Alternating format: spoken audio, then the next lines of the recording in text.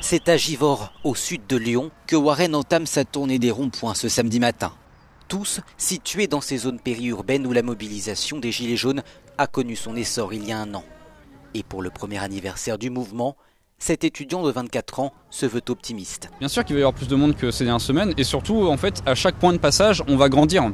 On va avoir de plus en plus de monde. Et pour accompagner Warren dans cette tournée, sa mère Sophie, qui s'était engagée dès le départ pour contester la hausse des prix du carburant. C'est le mouvement qui fait tourner la tête du gouvernement. La révolte de ceux qui se sentent injustement taxés, socialement déclassés ou isolés. Mais avec les violences, certains ronds-points deviennent inaccessibles. Un an plus tard, la mobilisation s'est tassée. Mais certains gilets jaunes continuent à donner de la voix. Macron, démission! Et à demander des changements. C'est en premier lieu le RIC, le référendum d'initiative citoyenne. On élit quelqu'un pour 5 ans et ensuite ils font ce qu'ils veulent. La deuxième, c'est la justice sociale. Se mobiliser, mais aussi retrouver l'ambiance bon enfant des débuts sur ces ronds-points où tous se connaissent. Je sais, t'inquiète. Nous ne nous étions jamais vus avant le mouvement des Gilets jaunes.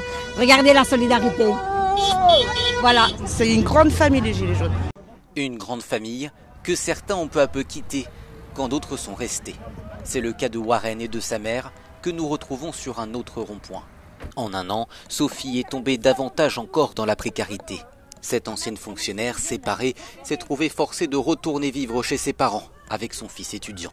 Je suis vraiment au niveau du seuil de la pauvreté puisque je gagne que 291 € par mois. Et je voyais tous ces gens qui étaient à leur caisse, qui avaient pour au moins 300 € de courses dans leur panier. Moi, c'était ce que je gagnais en un mois.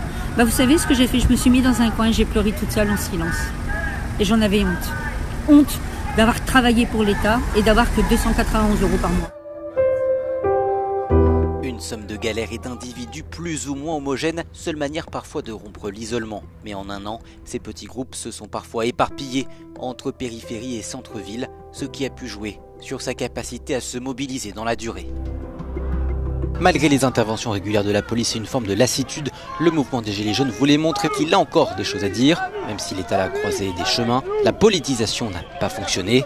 Il lui faudra trouver une direction pour durer et espérer fêter l'année prochaine son 2e anniversaire. À Lyon, Guillaume Petit pour Euronews.